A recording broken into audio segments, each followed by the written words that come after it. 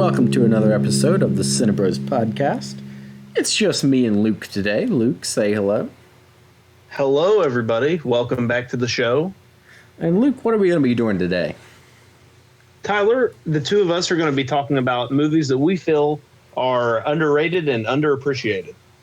We most certainly are. Luke, would you like to go ahead and start off with your movie pick? Sure, I will. So my movie came out in 2018, and it is a science fiction. Yeah. And it is a science fiction body horror movie, which just from that makes me automatically be interested in it. I love that kind of stuff. But it's called Upgrade. Tyler, you've heard of Upgrade, right? I have heard of Upgrade. Not a single person saw it. See, that's the thing. You're totally right. It made like no money at the box office. It got like a limited release. I have heard that movie is very good. I've heard it's, oh my gosh. I've heard it's like a really kind of innovative sci-fi movie in a lot of ways. Oh, it's amazing. Yeah, it's great. So for anybody who hasn't heard of it, it's called Upgrade. It's written and directed by Lee Whannell, who you might not know who that is from his name, but he's done all kinds of stuff. He co-created the Saw franchise with James Wan, which everybody knows about the Saw franchise. And he created and has written all of the Insidious movies. So has a pretty lengthy background in horror. And he also wrote and directed this movie that I'm talking about and the movie that came out just several months back, The Invisible Man, which is really awesome if you haven't seen that. Tyler, you saw The Invisible Man, didn't you? Yeah, I did. I really liked it. Oh, yeah, it's really good. Speaking of The Invisible Man, not that movie, but maybe something related to it will appear on my list. Oh, okay. Interesting. So, yeah, Upgrade. So it is about a guy. His name is Gray, and he's played by Logan Marshall Green, who, you know, to kind of sum him up, he's one of those guys that you don't really know his name, but you know his face. He's like a dollar store Tom Hardy, just about. If I could describe him to you, they look pretty similar. But he's an amazing actor who doesn't get a lot of recognition. He does a lot of small, low-budget indie horror movies is mainly where he sticks in. And he plays Gray in this movie, a guy who lives in a dystopian future where people drive automated cars and have robotic cooks at home who make all their food, all kinds of stuff like that. And after a horrible accident, which I want you all to see this movie, so I'm not going to get into very many spoilers. I'm just going to kind of get into the basic plot synopsis. But after a horrible accident that leaves him paralyzed, Gray is given the chance to have this thing called STEM. It's like a microchip implanted into his spine, and it allows him to walk and perfectly function. But also, and this is where the body horror action-y element kind of kicks in, is just from STEM kind of starts talking to him and has like a voice kind of talking to him. It reminds you almost of like a Siri or an Alexa or something like that, but it's in his ear and only he can hear it, right? And it basically, on voice command, just from Gray saying something, it turns him into a killing machine, which leads to a lot of awesome action sequences within the movie. So a lot of things about this movie that are amazing is this movie just had a budget of $8 million. And if you watch this movie, you would think the budget was in like the $50 to $60 million range. The special effects are unreal. I mean, they all look great. And it's always super impressive when I see a filmmaker that can work with a low budget. Of course, Lee Whannell, the first Saw movie, I think is just like $1 million budget, or not even that, maybe. It's really low. So, of course, Lee Whannell's been dealing with low budgets for his whole career just about. And he does a great job here just making the effects look very believable. Yeah, what were you going to say? Out of curiosity, do you know the budget of The Invisible Man? I don't, but it was also like less than $10 million, right? Let's look it up. Okay. Honestly, like, there is nothing in that movie that should have been that expensive. Right. Let's look it up. It made $134 million. Oh, yeah, I knew it made a lot. Yeah, $7 million. So, yeah, you were right. Less than $10 million. See, and that's the thing. Lee Whannell is so talented, and he's so good at using low budgets. And the cinematography in that movie was really good. In The Invisible Man? Yeah. Oh, yeah. Like the shots of like the exterior of the house look really, really good. Yeah.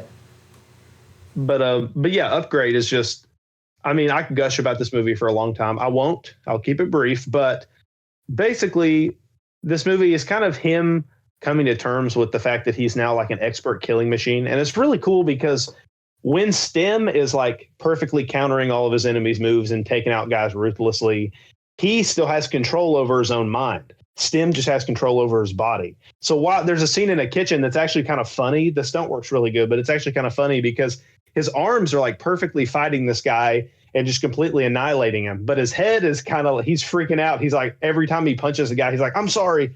Oh my gosh, I'm so sorry. Like it's hilarious looking. That kind of sounds like Venom. Like with Eddie Brock and Venom fighting, and Eddie being like, "Oh God, oh this is not. Oh, I'm not doing this." I mean that's a perfect comparison, Tyler. It's pretty much just like that. But yeah, I mean, and it makes for some pretty hilarious moments, and it's funny because throughout like the first 30 minutes of the movie, it's kind of getting going, and you're kind of like, it says this a little bit of a horror element, and I'm not really getting like a horror vibe. It's not very violent, and then all of a sudden the first time that he kills a guy at like when he has Stem in him, that's like using all this awesome it's almost like karate moves, but the first fight scene, the way he dispatches the guy is like the most brutal thing, and it comes out of nowhere, and you're just like, oh yeah, this director has worked in horror movies, and you can tell because it's so gory all of a sudden. And the movie, it's funny, it is really violent, but only in like a couple scenes. Overall, it's not that violent, but when the violence is there, it just, I mean, it's pretty disturbing. But overall, I really love Upgrade. Logan Marshall Green's awesome. The futuristic world, like even the self-driving cars and stuff, it all looks real. The fact that the budget for this movie was so low is really impressive. I feel like this movie can appeal to all kinds of people. Like if you like sci-fi and futuristic stuff, then this will be up your alley. If you like horror films and like brutal violence, it'll be right up your alley. And I mean, all kinds of stuff like that. If you like kind of body horror kind of stuff, like maybe some Michael Cronenberg movies or something, then you'll love it. I mean, I don't understand why more people didn't see this movie. I guess it was just because it wasn't spread out to a lot of people, maybe with the limited release it had. It's like a shame that this movie wasn't as big as it was. Now, Luke, I'm going to ask if you've seen the movie. Have you ever seen the movie Kin? No, but I remember at the theater we had the poster up for a while. Yeah, we had it at the same time that we had Upgrade, and I would always get the two confused. Okay. I kind of want to watch that movie. Yeah, I really haven't heard anything about it. I haven't either. I know it's like a science fiction movie, but that's literally, and I think it's got James Franco in it, and I think that's about it. Yeah, it does. I know I've seen the short film that it's based off of, but I've never actually seen Kin. I didn't know it was based off a short film. That's kind of neat. Yeah, but anyway, so Luke, your first movie was Upgrade. My first movie, it might be a little unconventional pick if we're talking about like underrated movies, because it did get a lot of Oscar praise when it came out. It had tons of nominations, but as time's gone on, I think opinion on it has kind of changed a bit for the negative, and I really don't see why. Mine is the film adaptation of Victor Hugo's Les Mis.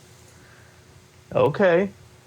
Like the 2012 Tom Hooper one? That one. Yeah, have you seen it? I have seen it, and I'm not into music, and you know this, Tyler. I'm not really into musicals at all, but I really like that movie. I don't know what it is about it, but something about it I've always enjoyed. Yeah, I really, really enjoyed it myself. I'm currently reading the book, so like I'm on a big Les Mis kick at the moment, which is kind of influencing this pick. And so for context, the book is like 1,400 pages long. It's one of like the longest books ever written. And the movie is 2 hours and 40 minutes. So in order to... And I'm listening to the audiobook alongside reading it, and the audiobook is over 60 hours long. So obviously, to truncate it down to 2 hours and 40 minutes, you are going to be losing some characters, storylines, themes, something like that. But I really thought that the film did a really good job of just trunking it down into a story that still worked and still got like the central message of the original work across. And for context, I am not by any means a musician. I know next to nothing about music theory, and that is one of the biggest criticisms people have with this movie. They really think that some of the songs weren't the best in their like how they were written for the movie. They didn't really like some of the casting, which I really disagree with, because Russell Crowe is like the biggest one that has been singled out for criticism. And yeah. I've seen... Oh, yeah. Yeah. And did you like his performance, Luke, if you remember? I mean, his acting was good. He's not a vocalist. I'll just say that. I don't know. See, I really, really enjoyed his singing. I thought he was really good.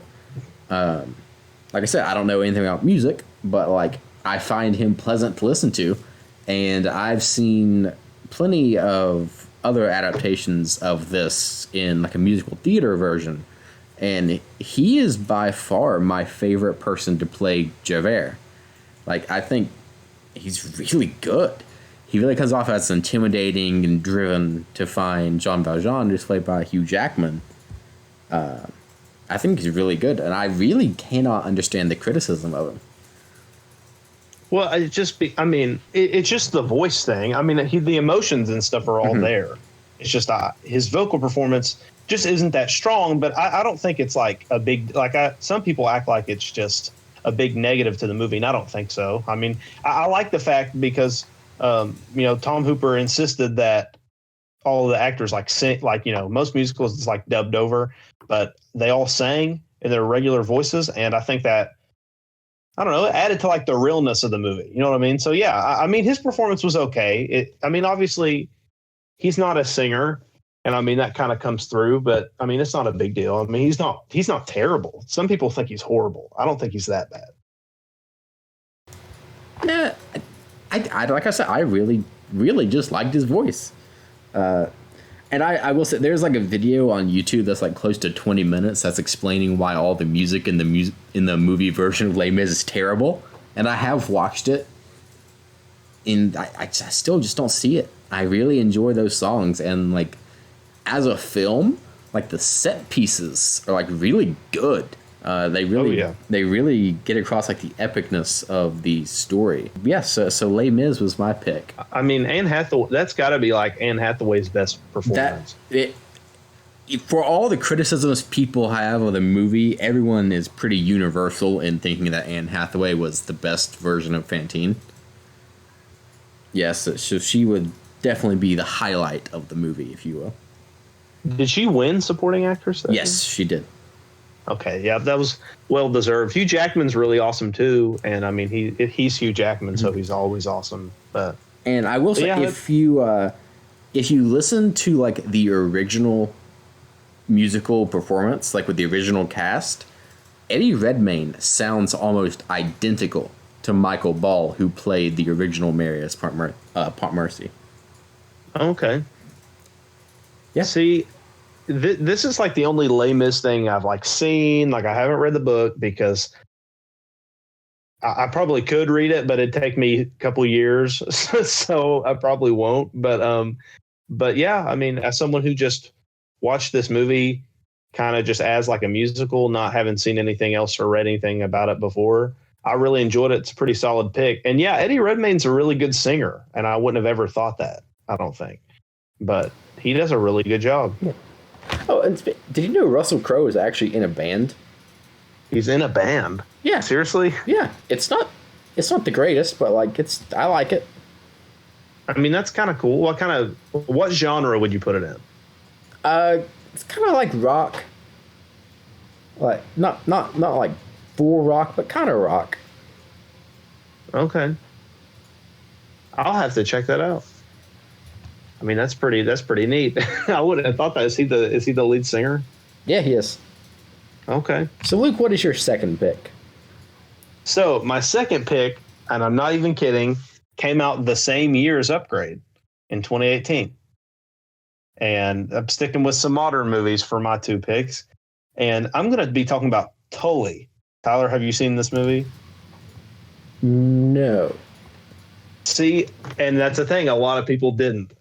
So Tully stars Charlize Theron and Ron Livingston as this middle-aged couple who they have some young children. They have, of course, like a young baby, and he's at work all the time. And when he's, the husband, Ron Livingston's character, is at work all the time. And when he's not at work, he's coming home and playing video games and not spending any time with Charlize Theron. And basically the first 20 minutes of the movie is Charlize Theron's life is just I'm sure all kinds of moms can relate to it. Is her life is pretty miserable at the moment. Just she's always worn out and nothing really goes her way. And then all of a sudden, out of nowhere, at her doorstep, this nanny shows up, and her name's Tully. She's played by Mackenzie Davis, who is a fantastic actress who's been in a lot of stuff recently. Tyler, you've heard of Mackenzie Davis, right? Yeah, I have. Wait, is she a redhead? Yeah. Yeah. Okay. Yeah. I know who you're talking about. Yeah, she's in I think she's the prostitute in Blade Runner 2049. I think. And no, I think so. That's Ana de Armas. No, wait, well, no, she's not. No, she's not. No, never mind. Never mind. That was a dumb thing I just said. It's all right, Tyler. I forgive you. No, just mess around. But she's in that, and then she's in Terminator Dark Fate, which she's really good in that movie. That movie is not good. So I don't recommend that movie, but I do recommend Tully.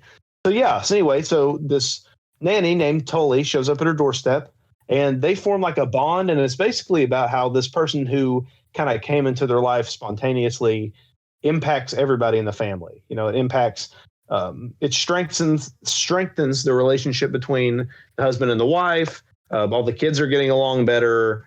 Tully and Charlize Theron's character are becoming good friends. It's just a really kind of feel good movie with a big twist at the end that you better believe I'm not going to spoil. I definitely recommend you check out this movie. So a totally different movie than my first pick. This is a comedy drama. I feel like a lot of middle-aged women would probably appreciate this movie the most, which is cool. It was written by a woman, Diablo Cody, wrote this movie, who's an Oscar-winning screenwriter. She wrote Juno, which I really like Juno a lot. And it's directed by Jason Reitman, who also directed Juno. So it's the 4th movie that him and Diablo Cody have collaborated on. But yeah, this movie is a really feel-good movie, just basically about how, the message being that, we don't really appreciate moms as much as we should. And I really like that idea as a premise. I feel like that's not explored in movies a ton. And I love the fact that, both of the lead characters in this movie, the strongest written characters in the movie, are women. I think that's really neat. And it's written by a woman. And I think it's a really fresh perspective on the whole household dynamic. And it's just a really good time at the movies. I really like this movie a lot. Of course, the acting's good. Charlize Theron, Mackenzie Davis, Ron Livingston. I mean, the acting's great. Good script. Yeah, I recommend this movie. It's a lot of fun. So even though I haven't seen it, I had heard of this, and I'm not going to lie, Luke, I thought this was a horror movie.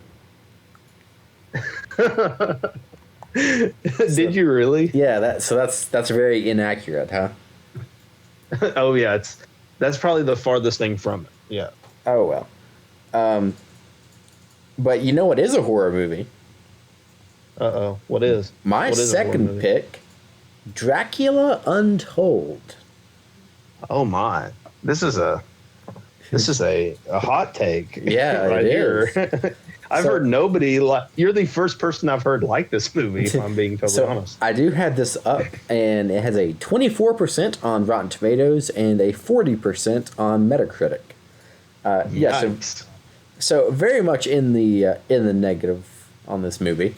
However, I really enjoyed it. I really, really did. I enjoyed it a lot, actually. So, funny story.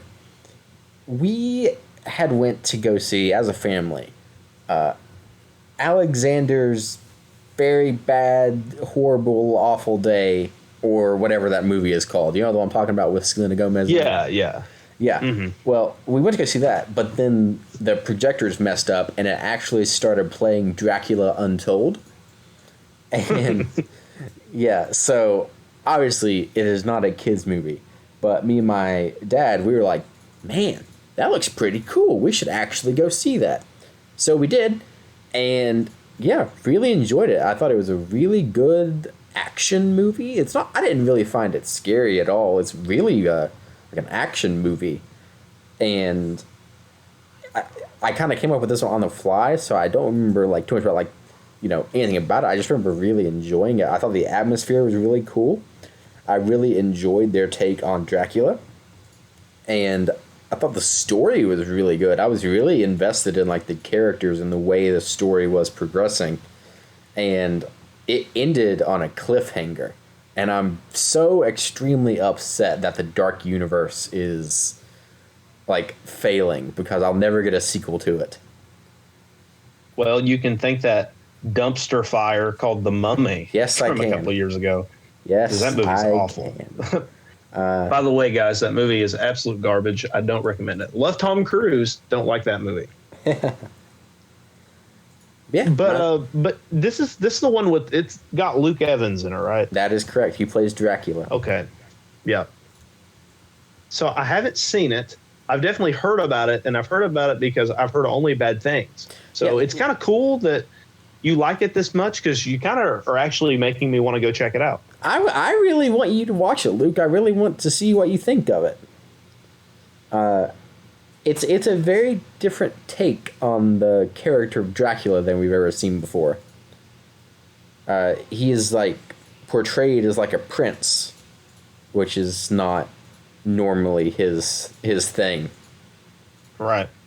Yeah, but it does fit with like the historical version of Dracula, Vlad the Impaler. So yeah, like the whole royalty angle kind of works well. And he has like a wife and son who are major portions of the movie. They're really good. Well, that actually sounds kind of interesting. Yeah, check it out. I will say check it out. Oh, my favorite Dracula movie, really vampire movie. Well, no, not vampire movie, but Dracula movie is probably like Bram Stoker's Dracula, like the Francis Ford Coppola one from the 90s with Gary Oldman. That's like my favorite. That's the one where Keanu Reeves plays Jonathan? Yep. Yeah. Yeah, that is. I've heard he's not great. He's not. His English accent's horrible. But if you can get past him, he's just one part of the movie. So he's in it a lot. But if you can get past him, it's really good. Gary Oldman is just he's fantastic in everything he's in. But yeah, so yeah, you've sold me on this movie. This is a pretty neat second choice. I wouldn't have really thought about this movie, but yeah. Have you ever read Dracula, Luke? I haven't. One of my favorite books. It's written in a very cool way. It's not written as a normal story. It's written through the journal entries of the characters. And okay. It's really good. It's a really good mystery book. Like a mystery/horror type book. Well, that sounds pretty awesome. Because one of my favorite Stephen King books is Carrie. And that's written in like the whole thing is like newspaper articles and stuff. And that sounds kind of similar a little bit, like in the fact that it's like a collection of different documents and stuff. So that sounds pretty neat. I saw the Dracula play from like 2 years ago at Paramount that one of my buddies and a frequent listener of the podcast, Alex Messer, shout out. There you go, big guy. But he was in that play and he does a really good job in that. But yeah, so the play was really good and it kind of made me want to go watch or kind of made me want to go back and read the book, but I just never did. But yeah, I've always been kind of intrigued by like old timey vampires, like original vampires, not like the Twilight sparkly vampires, but not to hate on Twilight too much because I know people like that. So maybe people listening to us like it, but I do not. Yeah. But anyway, we're going to bring this episode to a close. If you have enjoyed this episode, you can follow us on all of our social media. Cinebros Podcast on, Cinebros P on Twitter. Cinebros Podcast on Instagram and Facebook. If you're not watching on YouTube, we have a YouTube channel just called Cinebros. Look out for our yellow reel icon. And if you have Reddit, we do have our own subreddit at r/Cinebros Podcast. Luke, any final words for the listeners? Thank you all for listening, everybody. Appreciate the love and support. Also, be on the lookout for new 5-minute movie reviews coming out Monday nights at midnight.